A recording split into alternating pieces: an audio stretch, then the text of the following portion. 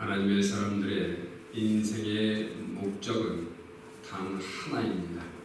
하나님의 영광을 위해 사는 것입니다. 예수 그리스도를 하나님의 은혜로, 하나님의 선물로, 구세주로 받은 하나님의 사람들은 어떤 상황 가운데서도 무엇을 하든지 간에 하나님의 이름을 영화롭게 하는 삶을 살게 되는 줄로 믿습니다. 하나님께서 우리에게 예수 그리스도를 통해서 영원한 생명을 허락해 주셨습니다. 그 영생을 받은 심령은 다른 무엇보다도 가장 먼저 해야 하는 것이 하나님을 기쁘시게 하는 것이고, 하나님의 영광, 하나님의 이름을 영화롭게 하는 그러한 삶을 살아야 되는 줄로 믿습니다. 성경은 우리에게 이렇게 말씀하고 있습니다. 먹든지 마시든지 무엇을 하든지 하나님의 영광을 위하여 하라. 오늘 여러분의 삶은 어떻습니까? 여러분들이 하는 모든 삶의 한 부분 모든 것이 하나님 앞에 영광이 되고 있습니까? 하나님의 이름을 찬양하는 자리에 있습니까? 하나님께서 가장 기뻐하시는 하나님의 백성들의 삶은 예배의 삶인 줄로 믿습니다. 하나님을 찬양하는 입술인 줄로 믿습니다. 그래서 하나님께서 찬양의 제사를 기쁘게 받으신다라고 성경은 말씀하고 있습니다. 성경에 하나님께서 하나님의 백성들에게 이런 말씀을 하십니다. 내가 이 백성을 지었나니 나를 위하여 지었다, 이렇게 말씀하고 있습니다. 내가 이 백성을 나를 위하여 지었나니 나의 찬송을 부르게 하려 함이라. 그 말씀에서 강조하는 것이 두 가지가 있습니다. 오늘 본문에는 한 무명의 어린 소녀의 찬양의 모습이 기록되어져 있습니다. 마리아입니다.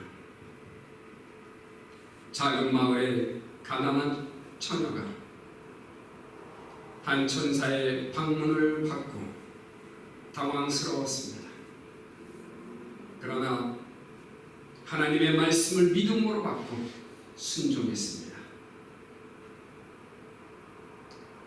하나님께서 천사를 통해서 하시는 그 성령 잉태라는 그 말씀이 fully understand이지 못했지만 믿음으로 받았습니다. 그리고 자기 사촌 엘리자베트를 찾아갔습니다. 그때 다시 한번 성령을 경험합니다. 엘리자베스의 인커리지 하는 그 메시지를 통해서 진정 하나님께서 성령으로 역사하신 것이구나, 다시 한번 확신을 갖습니다.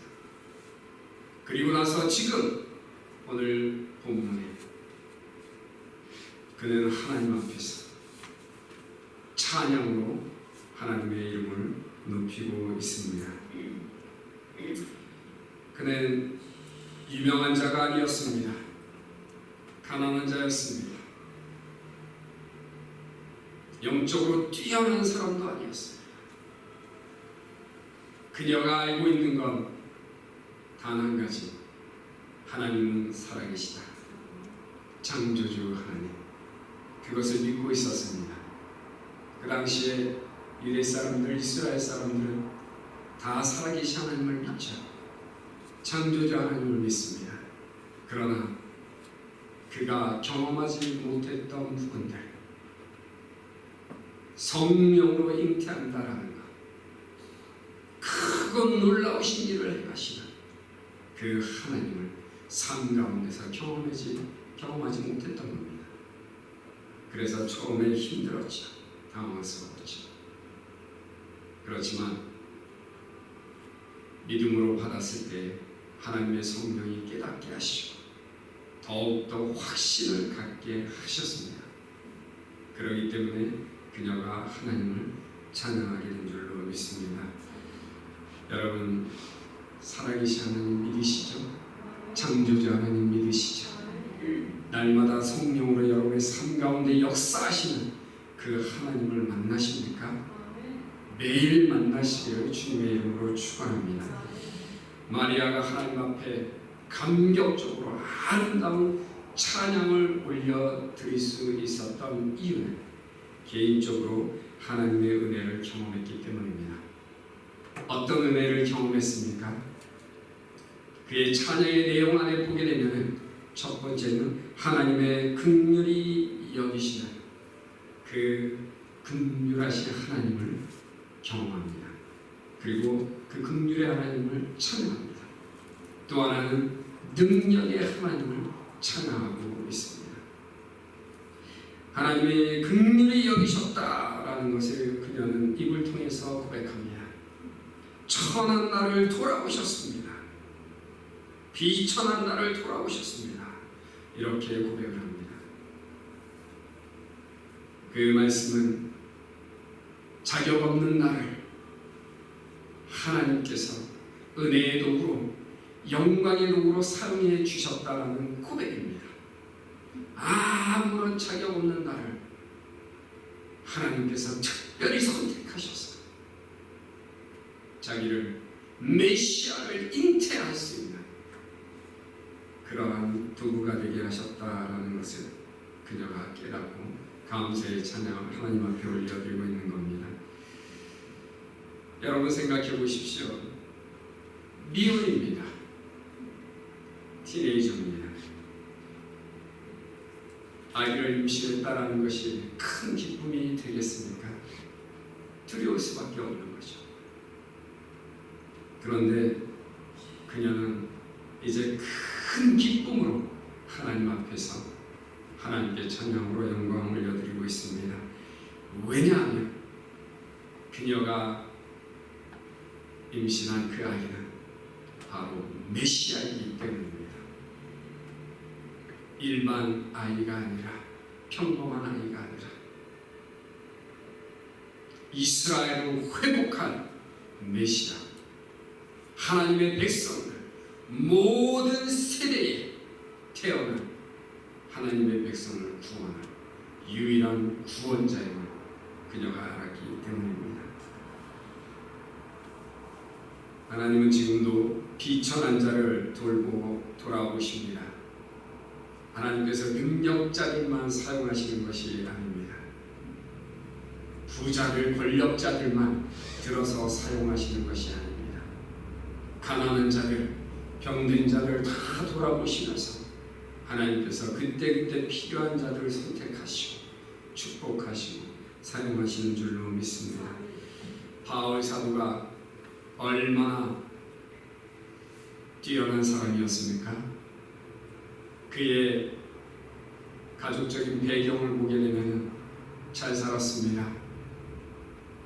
그리고 신앙적으로도 뛰어난 가정이었습니다. 그리고 그는 많이 배웠습니다. 그런데 그가 예수 그리스도를 만난 후에 하나님을 찬양하는 그 마음 속에서 나오는 그 입술의 고백을 보게 되면 자기 자신을 철저히 낮춥니다. 디모데전서에 보게 되면 그는 자기의 잘남을 드러내지 않습니다. 이렇게 자신을 표현합니다. 내가 전에는 회방자요, 핍박자요, 포행자였다. 그러나 하나님의 긍휼을 입어서 하나님의 긍휼하심으로 인해서 주 예수 그리스도의 복음을 증거하는 그런 일꾼이 되었다라고 고백을 하고 있습니다. 일꾼이 된 것이 자기의 능력이 아니다라고 고백하고 있는 겁니다. 그리고 그는 죄인 중에 내가 괴수다라고 고백을 합니다. 철저하게 낮은 위치로 내려가고 있는 바울 사도의 모습을 우리는 보고 있습니다. 디모데전서 1장 12절에 보게 되면 그는 이렇게 고백을 합니다. 나를 능하게 하신 그리스도 예수 우리 주께 내가 감사하고 나를 충성되이 여겨 내게 직분을 맡기시니 그 그가 일을 잘해서 주님께서 그에게 직분을 맡겨 주셨습니까? 아닙니다. 직분을 맡을 자격이 없다라고 바울 사도는 말하고 있는 겁니다. 우리도 마찬가지입니다. 저도 마찬가지입니다.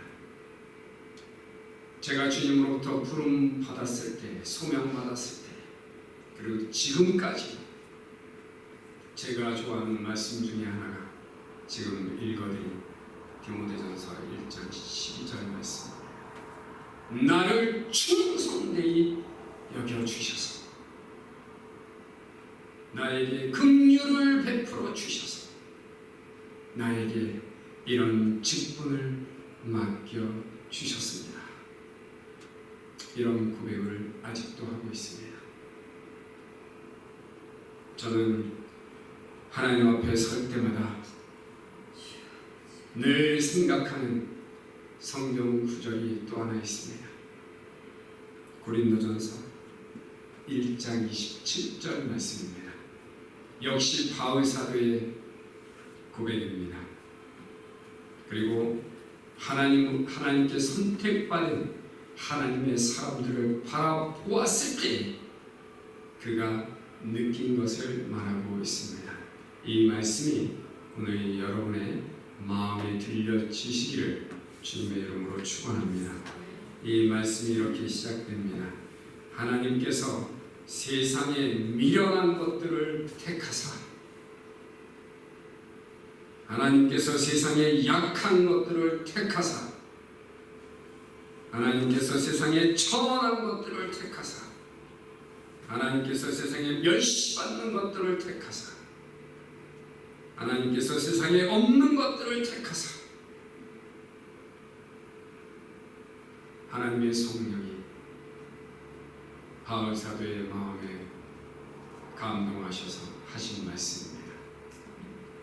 여러분은 이렇게 받으실 수도 있습니다.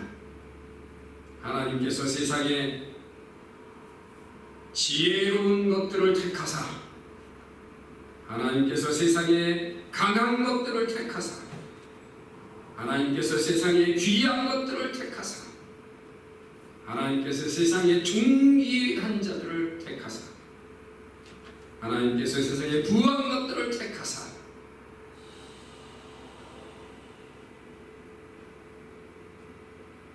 그가 바로 접니다. 이렇게 고백하실 수도 있습니다. 내가 지혜로운 자고 내가 강한 자고 내가 존귀한 자고 내가 부한 자입니다. 그래서 하나님이 나를 선택하셔서 하나님을 높이는 자리에 두셨습니다. 이렇게 고백하실 수도 있을 겁니다.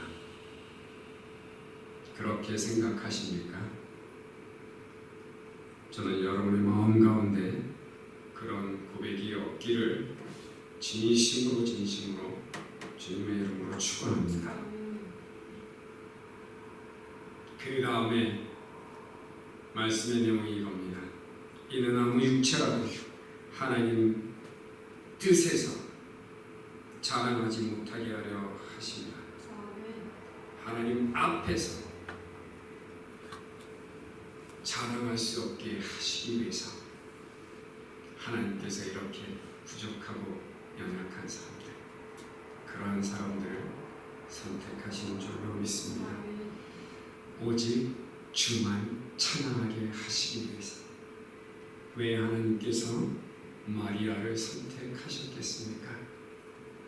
그녀가 순결하고 그녀가 정말 똑똑하고 그녀가 지혜롭고 그녀가 하나님의 일을 감당할 수 있을 만큼 위대했기 때문에 선택하셨겠습니까? 아닙니다.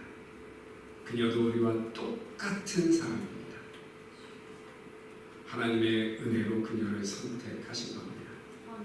그녀에게 긍휼을 베풀어 주셔서 그를 선택하신 겁니다.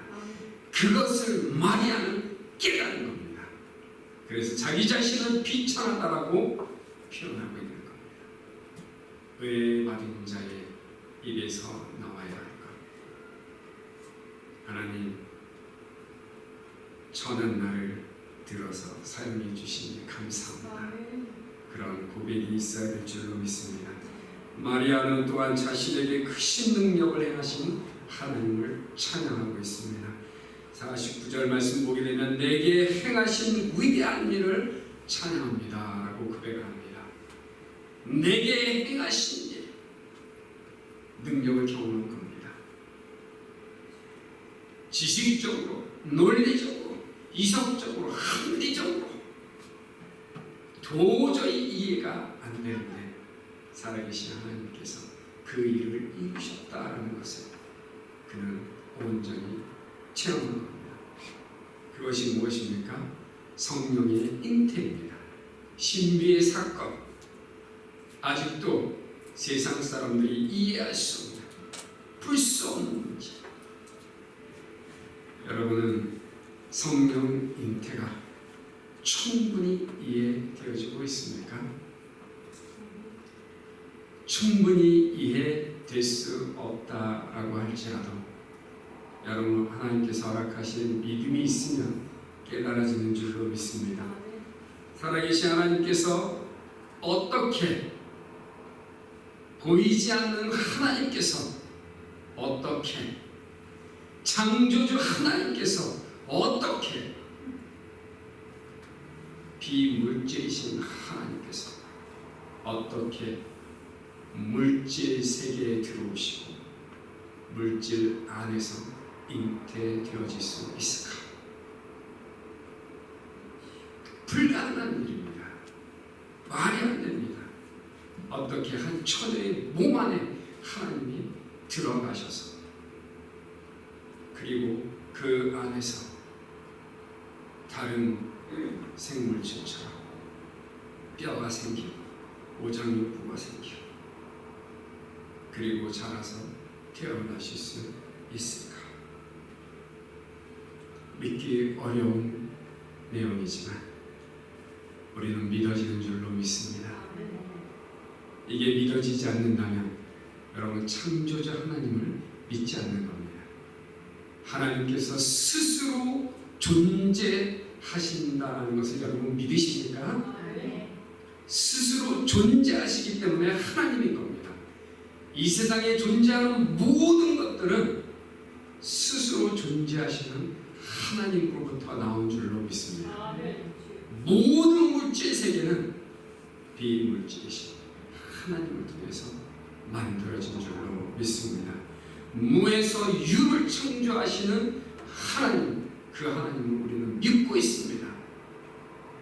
스스로 존재하시는 분이 아무것도 존재하지 않는 것에서 우리가 보고 있는 것들을 만드실 수 있다는 그 능력을 왜 믿지 못할까요? 하나님의 사람들은 이것이 충분히 믿어지는 줄로 믿습니다. 하나님께서 말씀으로 온 우주 만물을 창조하셨다고 말씀하고 있습니다. 창세기 1장 1절이 믿어지면 성경 요한계시록까지 모든 것이 다 믿어진다라고 말합니다. 태초에 하나님께서 천지를 창조하신다. 이 말씀입니다. 이 말씀이 믿어지지 않는다고 하면 요한계시록까지도 가지 못합니다. 예수 그리스도가 이 땅에 오신 것, 예수 그리스도께서 한 처녀의 몸에 잉태되어진 것 믿어지지 않기 때문에 예수님께서 다시 오신다라는 거 믿어지지 않고요. 예수님께서 우리를 위해서 천국의 영원한 세계를 만드신다라는 것을 믿을 수가 없는 겁니다. 아브라함의 믿음을 한번 생각해 보시기를 바랍니다. 하나님께서 그에게 말씀하셨을 때 앞으로 보여줄 땅으로 가라라고 말씀하셨습니다. 근데 아브라함은 그 말씀을 믿고 그냥 떠난 겁니다. 어디로 가라라고 말씀도 안 하셨습니다. 앞으로 보여줄 땅입니다. 근데 하나님의 말씀을 믿고 스타트한 겁니다. 떠난 겁니다. 그런데 성경에 보게 되면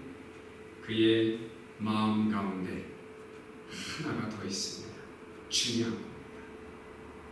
그것이 무엇인가 하면 하나님께서 세우시는 시티입니다. 하나님께서 세우시는 도시가 있다라는 것을 믿었다라고 했습니다. 하나님께서 세우시는 나라, 하나님께서 통치하시는 나라가 있구나라는 것을 확실하고 떠난 겁니다. 우리도 마찬가지입니다. 이 땅에 살고 있지만 하나님께서 우리에게 영생을 주셨습니다. 하나님의 나라가 있습니다 라고 믿는다라고 하는 것은 하나님께서 세우시는 영원한 나라가 있다라는 것을 믿는 것입니다. 그것을 믿을 때에 이 땅의 삶의 미련을 갖지 않습니다. 하나님의 능력, 그것을 마리아는 믿었습니다. 그것을 간단하게 하나님께서 행하신 것을 그는 찬양했다라고 오늘 본문은 기록하고 있습니다. 하나님께서 자기를 통해서 이루신 것을 그냥 찬양한 겁니다. 자기가 이룬 것을 찬양한 것이 아니죠. 자기가 행한 일, 자기가 이룬 것에 대해서 자랑하는 것이 아니라 하나님께서 나를 통해서 이루신 것을 하나님 앞에서 고백하는 겁니다. 이것이 진정한 찬양인 줄로 믿습니다. 우리의 삶에 실수하는 것이 바로 그겁니다. 하나님 앞에서 간증한다라고 하는데 간증을 들어보게 되면 전부 자기 자랑으로 끝나는 겁니다. 내가 이렇게 했고 이렇게 했고 이렇게 했습니다. 그리고 끝납니다. 하나님께서 나를 하나님의 도구로 이렇게 사용하셔서 하나님의 능력이 나를 통해서 드러났습니다. 내 주위가 이렇게 변화되었습니다. 세상이 이렇게 변화되었습니다. 그것을 선포해야 되는데 자기 자랑만 하다가 끝나는 겁니다. 마리아의 찬양의 모습에는 그것이 없습니다. 오직 하나님의 능력만 찬양하고 있습니다. 하나님의 은혜의 도구, 영광의 도구라고 한다면 여러분 하나님께서 여러분의 삶을 통해서 이루신 그 하나님의 능력을 찬양하시는 줄로 믿습니다. 거듭난 자들은 모두 하나님을 찬양하게 되어져 있습니다. 하나님의 이름을 높이게 되어 있습니다. 마리아처럼 하나님의 긍휼하심과 하나님의 전지전능하심을 찬양하시는 하나님의 백성들로 사시기를 주님의 이름으로 축원합니다. 그러면 우리가 어떻게 하나님을 찬양해야 될까요? 하나님께서 영광 받으시고 기뻐 받으시는 그 찬양은 어떻게 드려져야 될까요?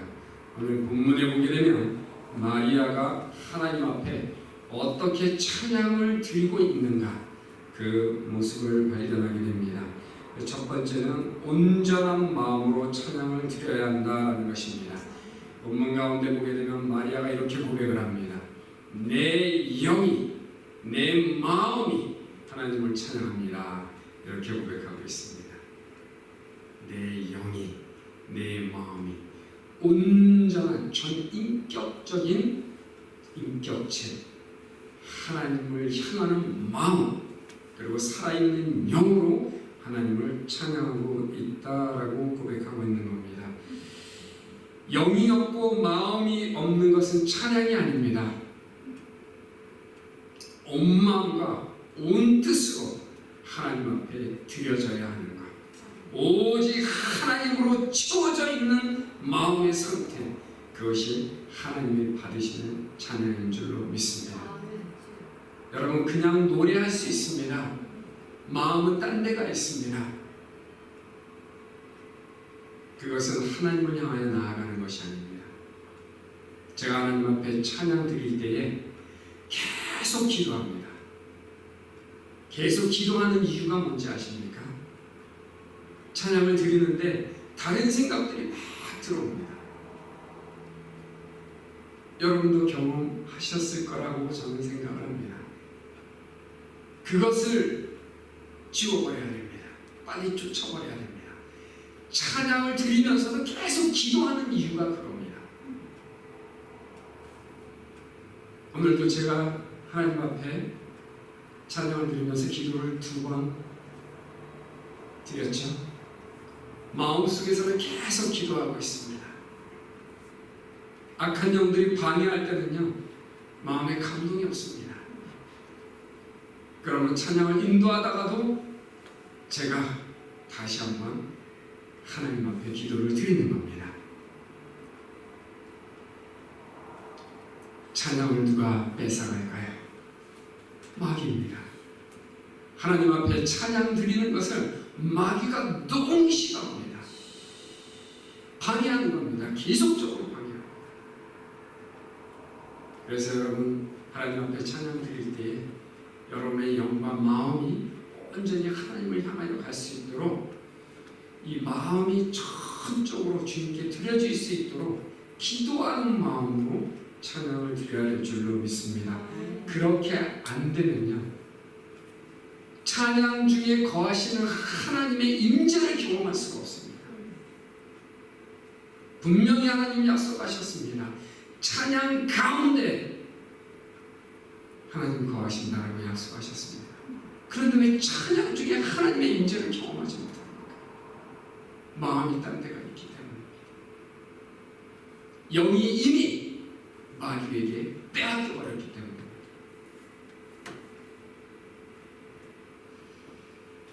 살아있는 영이 마음 깊은 곳에서 나올 때 여러분, 이 성령으로 하나님을 찬양하게 되는 줄로 믿습니다. 여러분, 가수들이 노래하는 모습들 보셨죠? 세상 가수들, 그들에게도 스피릿이라는 것이 있죠. 우리가 말하는 홀리 스피릿이 아닙니다. 어떤 사람은 열심히 노래를 합니다. 감동이 없죠.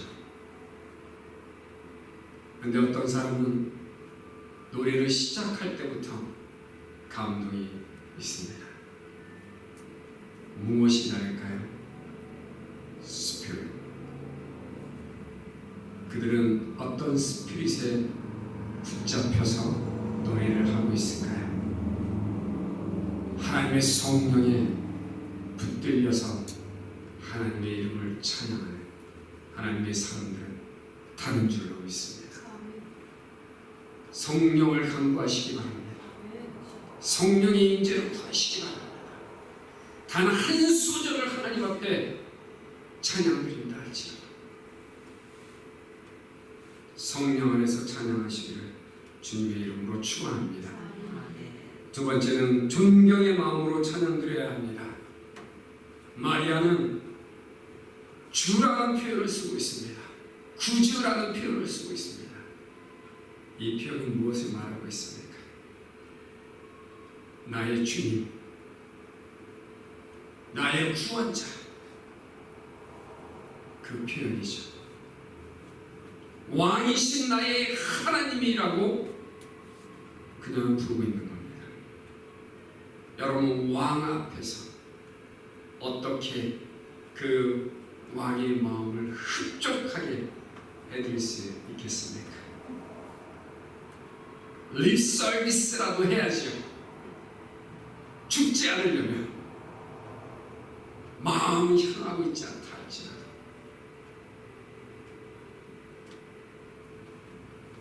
주를 찬양하고 나의 구원자를 찬양합니다 라는 그 고백은요, 자기 자신을 이미 온전히 낮춘 모습입니다. 나의 주님, 나의 왕이신 하나님을 찬양합니다. 나를 통해서 이루신 그 위대한 일을 찬양합니다. 나를 구원하신 주님을 찬양합니다. 나를 죄악 가운데서 건져주신 주님의 이름을 높입니다 라는 고백인 줄로 믿습니다. 세 번째는 겸손한 마음입니다. 마리아는 자신을 철저히 낮추면서 비천한 자, 계집종이라고 이렇게 말하고 있습니다. 교만한 자신이 드러나지 않기를 원했던 겁니다.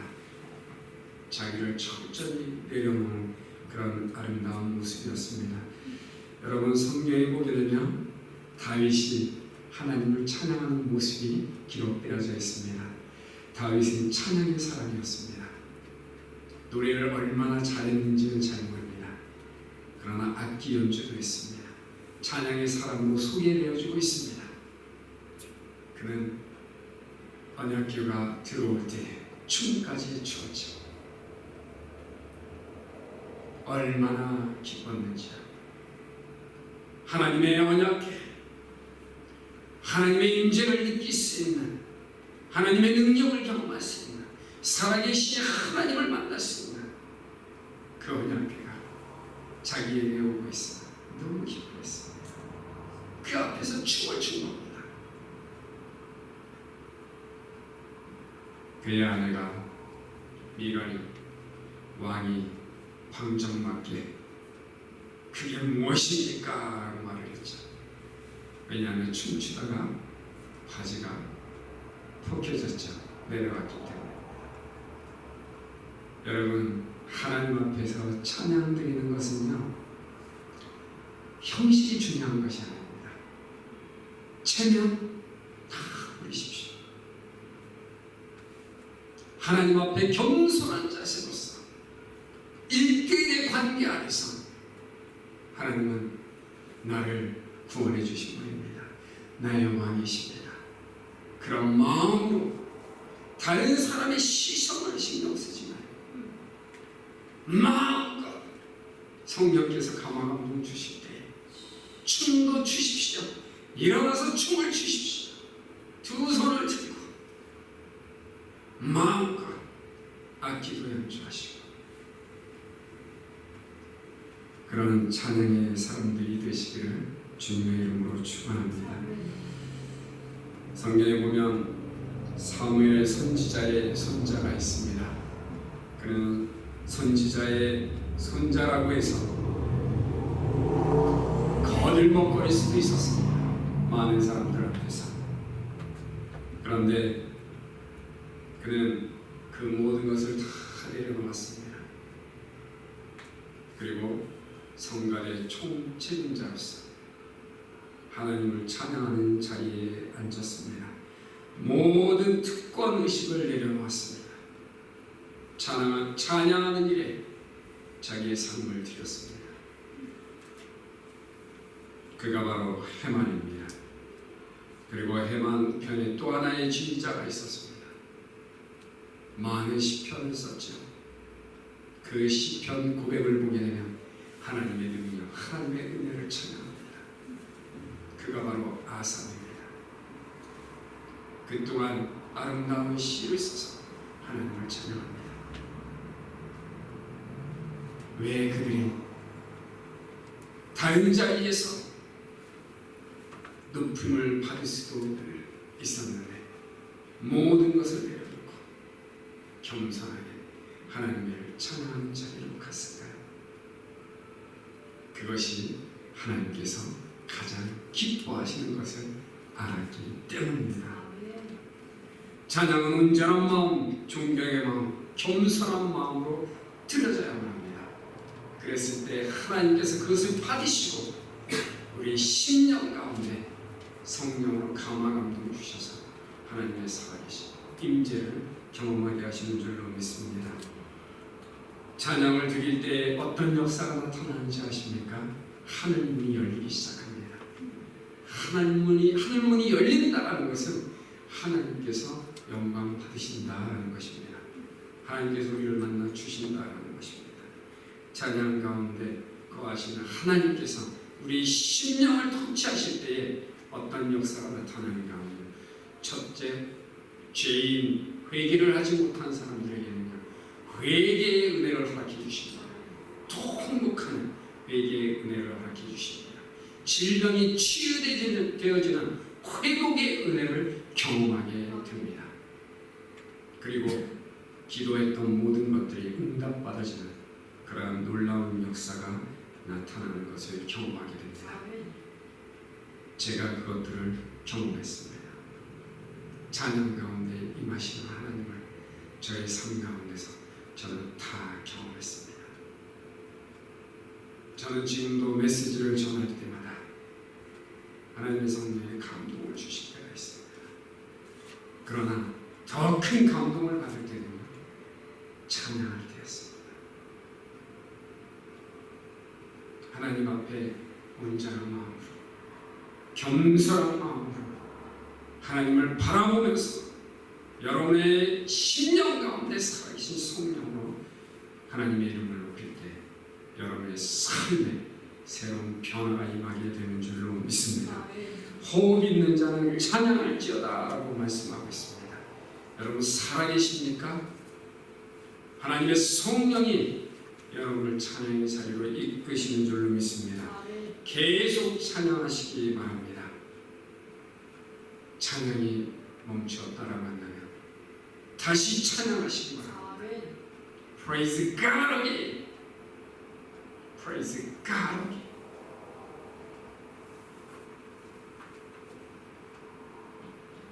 여러분의 자녀들이 찬양의 자리에 있습니까? 마리아가 티네이저입니다.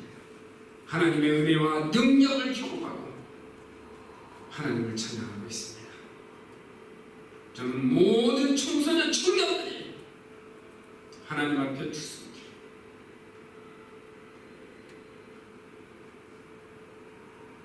하나님을 찬양하는 자리에서 전인격적으로 회복되어지는 하나님의 은혜와 능력을 경험하기를 소원합니다. 여러분의 자녀들 모두